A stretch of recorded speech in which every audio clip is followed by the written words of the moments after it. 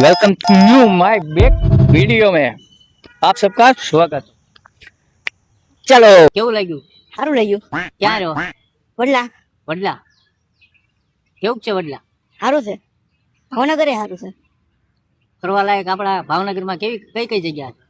Hill garden છે, બોતળાવ છે, પછી આપણે શું કહેવાય, ખોડિયા મંદિર છે.